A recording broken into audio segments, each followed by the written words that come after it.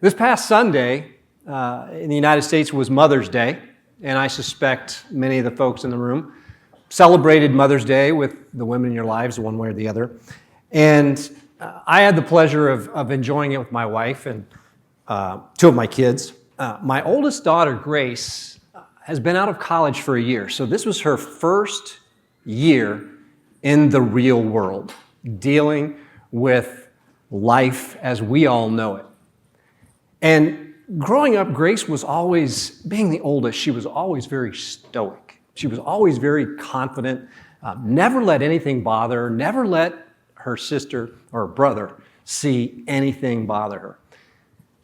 Today, or on Sunday, I noticed that she looked tired, stressed. Something wasn't right. We don't get to see her that often, and I just thought something was wrong. And as dinner, we went on with dinner, and I said, "Hey, what's going on?" And she started to share that her company, like many, cut back. They have fewer resources than they used to have. She's doing the job of 2 people now. She's working long hours, Saturdays and Sundays, and just really stressed about, and this is her first year in the workforce. For those of you that are, parents, probably like me, first thing you thought is, I'm going to fix this. Give me 5 minutes with her boss. Or better yet, her boss's boss. I'll straighten them out. But that's not reality, right? Any intervention from me would have not made things better. In fact, it probably would have made things worse. So all I could do is just, let her know that I loved her and that I was confident that better days are ahead. So my name is Brian Hodges, by the way. And I am a father, but I'm also a services practitioner and a services leader. I've been in the business for 32 years, started at Ernst & Young. As Kenny said, I ran professional services at Informatica for 20 years. And then for the past 8 years, I've been in my current role, co-founder and CEO of nCloud Integrators. We've got 3 lines of business. One focuses on customer success. I've got consultants that do that. I've got consultants that focus on people analytics. And I've got some consultants that focus on PSA, professional services optimization, professional services automation tools. That's where I spend the bulk of my time. So I'm going to talk today about how to address PS challenges with some modern tools and techniques, but there's always a but. I'm going to challenge you over the next couple of, not just today, not just in this session, but over the next couple of days, think about the people in your team. Think about the people in your organization that trust you. They've got their careers in your hands. They've got their work-life balance in your hands. So you've got an opportunity over the next couple of days to learn a lot about AI and automation and what you can do to make your margins and make your revenue. But I'm going to challenge you to put a slightly different lens on my presentation and the content that you look at this week. Every person on your team is a brother, a daughter, son, wife, mother. They're more than a number on a spreadsheet under the column head count. So we're going to talk a lot about automation and AI, but I'm going to ask you to think about how do we take these tools and this technology and make our people's lives better? How can we find a way to reduce the stress, reduce the burden, reduce the workload? Sure, we all know AI is going to make some jobs obsolete. That's a fact. But I'm going to challenge you as services leader, and I would bet that everyone in this room is either a services leader or a very influential person in your post-sale services activity. So you've got people that have trusted their careers and their livelihood in your hands. And it's your responsibility, it's our responsibility, not just to hit those margins and revenue targets, but to find ways to take the tools and the technology that we have at our disposal to make our people's lives better. I had the opportunity to attend the TSIA conference, Technology Services Industry Association, a couple of weeks ago in Orlando. I've been doing that for about 15 years, and I've got a lot of friends and colleagues that are a part of that, and a lot of folks look just like this. The matched head, they just burned out, very tired. Because it's very real in services, and I'm not just talking about professional services. I'm talking about customer success, support. We're all feeling it. Shareholders want more. The board wants more profitability, more revenue. Do more with less. And it's causing us to burn ourselves and our people out. Grant Thornton did a survey. 51% of the employees last year that they surveyed said they are burned out at work. 54% of those people said they were burned out because they worked really hard. They were overworked. I think we can probably all relate to that. You can all probably relate to that in your own way. But on the other side of the coin, we have this fear about what AI is going to do to our industry or to jobs in general. 60%, this was a survey done by PwC last year, tech workers, 60% feared that their job was going to go away with AI. And then Goldman Sachs, this is a headline from Goldman Sachs where they had this nice little headline that said, AI is going to replace 300 million jobs over the next 10 to 20 years. So we've got these two sort of competing priorities. We've got on one hand, we've got people that are overworked. We're all overworked, trying to find ways to do more with less. But on the other hand, we've got to find ways to take these tools and techniques that are at our disposal and make our lives better.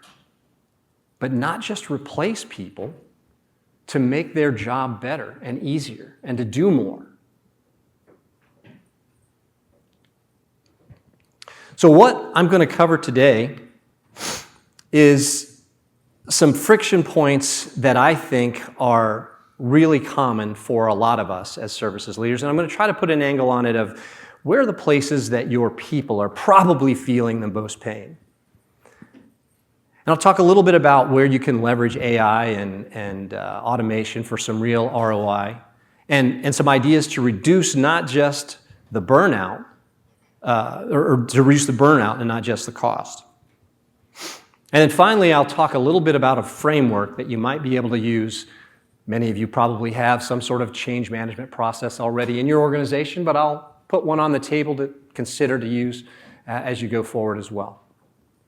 So let's start by talking about some of those common PS challenges. The sales to service handoff. Anybody have a problem with this one? Okay, good. I am among friends, clearly. We've had services businesses for what, 50 years? And this thing is still a problem?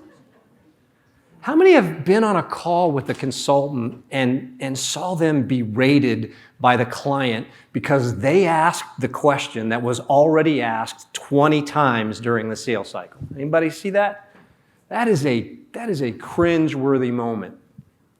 So the sales to services handoff process, it's got to be fixed. We've got the tools to do it. What about our project managers? Anybody have project managers that are overloaded? We've worked with customers that have projects. Some PMs have 50 plus projects that they have to keep track of. I have other customers that we've worked with that have fewer projects, but the PMs also have to deliver technical work. I'm sure some of you probably have that mix in your organization as well. And when you have project managers that are overloaded or don't have the right tools at their disposal, it's going to lead to inconsistent visibility into the health of your project portfolio. What that will lead to is that ominous phone call from your client who went from everything's great to we've got a 4-alarm fire in like one day. How did that happen? We had inconsistent visibility to our project health. And by the way, in the meantime, you can't blame it on the consultant because you look at all of the tasks and all of the burden and all of the things that we put on their plates, and we said, just do it, and by the way, make every client as happy as you possibly can. It's a hard thing to do.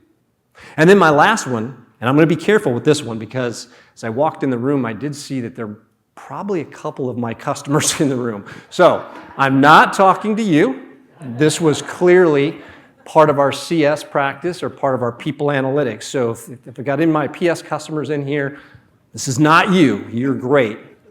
But some of you may have experienced customers that don't keep up. They don't deliver the things that they're supposed to deliver. They don't provide the data. They don't provide the connectivity that you need or your team needs to do their job. And then it creates this domino effect.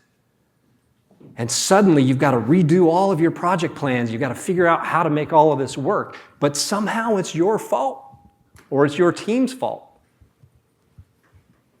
So these are a few of the common challenges, and I think we could probably have a session where we all just sit around and talk about all the other ones that we have. And it would probably make us feel pretty good.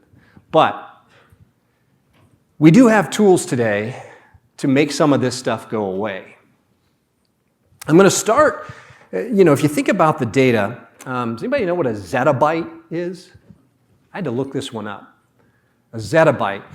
It's a survey, or a zettabyte is a measurement of data, and it was estimated that in 2010, the world economy had about 2 zettabytes of data.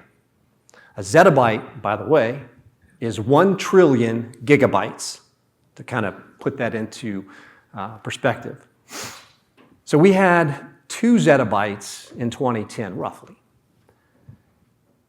And to make this even more clear, let's just say you had a cup of water, and let's just say that was a gigabyte. 1 zettabyte would fill the ocean. So that's another way to look at it. In 2025, it's estimated that we're going to have 175 zettabytes in the global economy. 175. And by 2030, estimated to be 660 zettabytes. 660 oceans of data created by all of this. That's a lot. So, that's a lot, but there is gold in that data.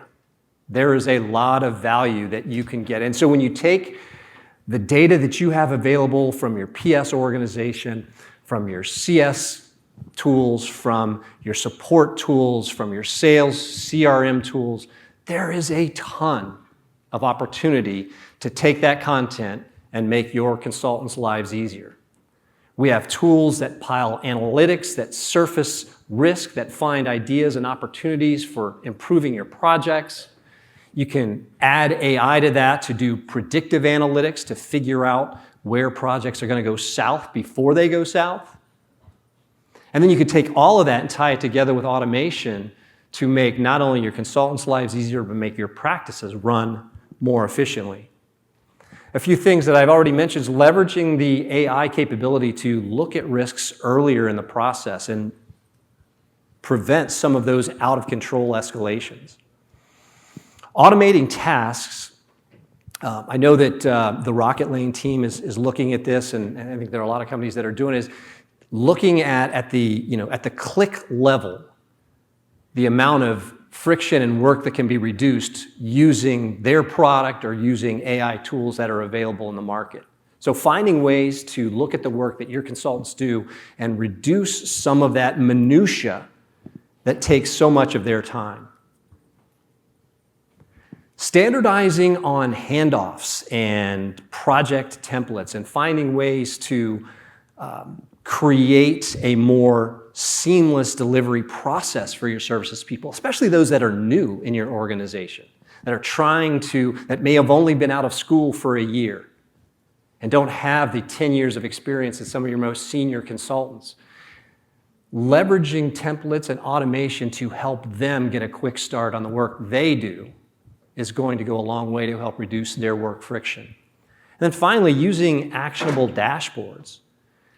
You have the data in your organizations to take the content and shine flashlights in areas where there might be problems and make those dashboards actionable and not just something that is going to inform you or inform the leadership team of what's happening in the organization.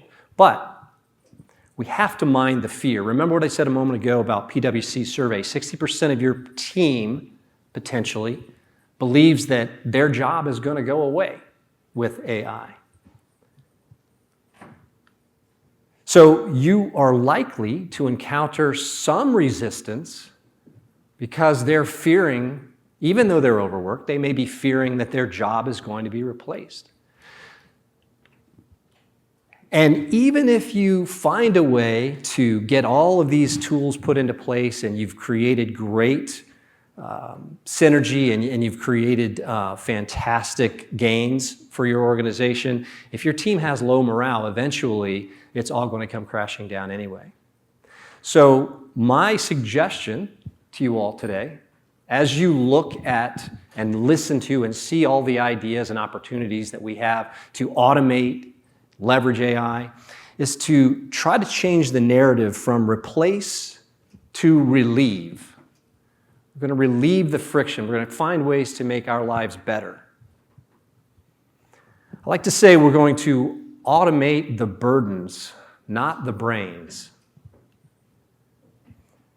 This focus on looking at ways to reduce the low-value, repetitive, soul-draining tasks that each consultant and each PM in your organization is responsible for, let them work on things that challenge their intellect, that give them an opportunity to work more on strategy instead of these mind, soul-draining activities. The other thing that we're going to need to do is, as leaders, demonstrate that not only are we looking for efficiencies and cost reductions, but we're able to find time for them to learn, to spend more time with coaching, to spend more time learning about strategies around your product or around your organization. Create that space for them. Demonstrate to them that this isn't just a cost reduction effort, that you are truly looking for ways to make their lives better. And then finally, use analytics. There's all this data, there are all these analytics. Use it as a guide, not as a punishment. I like to think about data and analytics as a GPS system. It should be directional. It should not punish. Can you imagine if your GPS said, well, you made a wrong turn, idiot. You got to go do that again. So use the data to be directional and demonstrate to your team that that's how it's being used. I'm not Big Brother. I'm not trying to catch you doing something wrong. I'm trying to make things better for you. So I'll talk about a few practical use cases, and I know that there are folks in this room that are going to be like, hey, Captain Obvious, that stuff we started a year ago. And then there are going to be others in the room like, wow, that's pretty cool. Let's try that. So hopefully you'll find something in some of these practical use cases. This is a combination of some things that we're doing at nCloud and some things that we're seeing some of our customers do. Let's start with the services handoff. First of all, sales information is buried in Salesforce or whatever your CRM tool is. A lot of times there's a lot of focus on the technical value drivers and not the business drivers. Oh, we're going to move X amount of data from this to that. Okay, well, what's that going to do? How much is that going to save the company that you're working with? And then finally, the ever-raging problem of the PS team having to validate or revalidate everything at the end of or during the kickoff. So first off, I think, can I get a show of hands? If you have not used conversational intelligent AI in in any way, raise your hand. All right, That's what I was expecting. Not just because you haven't, but because, or not just because you're fear of being alone, but everybody is using it. And they all have this capability. You look at Chorus, Gong, Zoom, Einstein, Salesforce. There's so many ways to capture what's happening during sales conversations, so many ways to have these key themes surfaced during the sales process that you should be going back to whoever's responsible for sales in your organization and saying, I need this stuff. You don't have to do anything except just make sure that it's captured and collected and let my teams use it. Because with it, we can create AI-generated handoff summaries. We can take all of that information and take all the information about these clients and capture it in the sales process and give it to our consultants on day one. That can also lead to automated workflows for project initiation. This is one of those things that it should be one of the first things you look at. If you haven't done anything with AI or automation in your organization, you should be looking at how can I make this process better?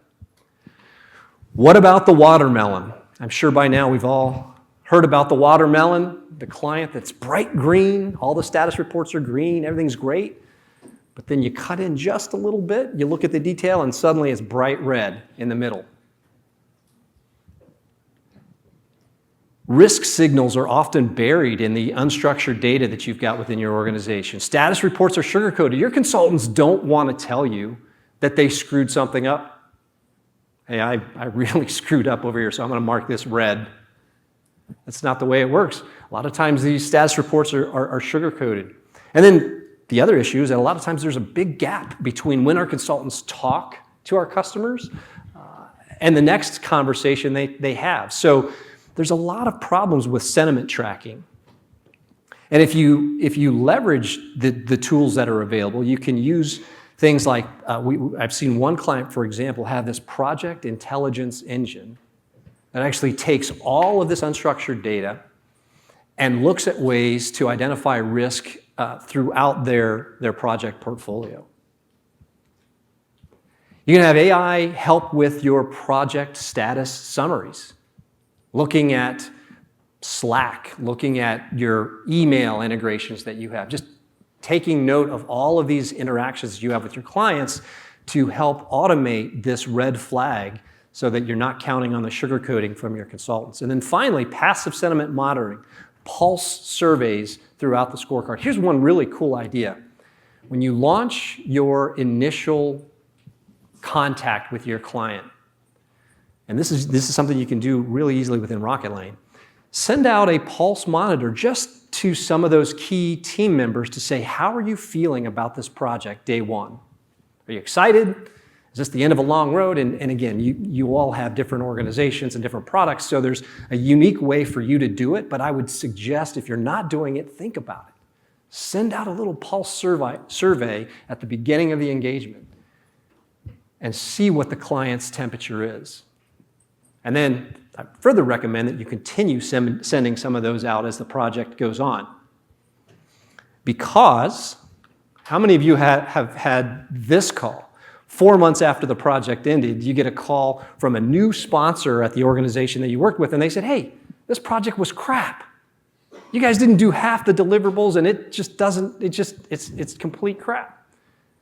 If you had used these very simple to use pulse surveys throughout the engagement, it'd be very easy for you to say, well, in addition to all these deliverables, I've got 20 surveys from your team saying everything's great. That in and of itself may save you 5 hours of trying to dig through all of the content that your team delivered for that customer. And then finally, and again, this is not for anybody that's in the room from my customer portfolio, okay? But clients do miss critical deadlines. They miss deadlines not just because they do it on purpose. It's because they, oftentimes there's no visibility. It's a black hole. A lot of times you have these items, these task lists for your customers, but you have no way of knowing if they're getting close. Like, okay, it's due tomorrow. I haven't seen anything. I haven't heard anything, but I hope it's on my desk before my consultant gets into that work tomorrow. So there's a lack of visibility into the client readiness to deliver some of that, and you can use tools to solve for that. And then finally, a lot of times clients will say, well, I didn't know I was supposed to do that. That's my job. I thought that was your job. So leveraging this tool set that you have at your fingertips can solve this utilization killer. Automated tasks and nudges, monitoring through Slack and email. You could do this within Rocket Lane as well. Nudge your clients ahead of time. Look at your projects and find ways to nudge your clients. Hey, this is coming up. Is it ready? Automate your readiness checklist. Look at client responsiveness over time with your data. And then finally, how many people are using the client portal with Rocket Lane today? And for those of you that are clients of Rocket Lane, you can see. Great. If you're not, you should be. You should be looking at it, because it's a great way to educate your clients on what their responsibilities are, to keep them informed of where they are in the project and where they're going to be, and to keep them, to keep some of this client accountability under control. So you've got all these tools, you've got all these opportunities, and I know, again, we're all services leaders in the room, so you're all like, dude, I have so many methodologies. I don't need one more. But I'm going to put it on the table anyway, because I'm going to ask you to talk about it with your team. It's called ease. I'm trying to ease the workload for you all. And that's evaluate, assess, strategize, and execute. Or you could tell them it's the empathetic automation for services excellence. ChatGPT helped me with that one. So you could use either one, whatever works for you. But the point is, with your team collectively, look at the workflows that are going on in your organization. Where are we having the friction? Is it with our project delivery? Do I have consultants that are 100% utilized and then others that are 20% utilized? Do I have a problem with customer accountability? What's the number one thing, team, that's creating havoc for you in your work life today? And then start to assess that. Figuring out, okay, we've got 10 things now, team. Let's figure out which one is the highest priority. Where am I going to help you the most? Can I use AI for that? Is there some automation I can use? And what's the effort versus the impact? And then with that, you can start to strategize. You've got this whole tool set. You've got, your PSA tool. You've got LLMs. You've got co-pilots. You've got all of these AI tools at your disposal. So it's going to take a little bit of work to strategize and figure out how to cobble that process together so that you're able to do what you need to do to solve this problem. And then finally, launch. Document the lessons learned. I learned this myself. There were plenty of times when I went, shit, that didn't work. I promise you're going to have those moments, but if you document them, if you track them, if you show your team that you care and that you are going to fix it, it's going to mean a lot for them. So as you go through the next day and a half, AI automation, it's real, it's coming. A year ago, if you just think about where you were a year ago on this journey, you might have just been kicking the tires. You might have, AI's out there, it's going to be something. And now look at us today, 1 year later. I'm just amazed at how much I've seen services organizations do with AI and automation in just that short period of time. What's it going to be like next year? So we all have to face it. We're going to need to work with AI and automation. But I'm going to argue that it doesn't have to dehumanize things. If we do this right, we can make a kinder PS practice. We can make it more human. If you automate with purpose and you use AI and automation to reduce the friction and not just replace your people, and you demonstrate that to your team, if you lead with empathy, prioritize your consulting team's experience, not just the efficiency gains. You can celebrate both, but don't just celebrate one and not the other. Then finally, make your PS team the best place to work and not the easiest place to leave.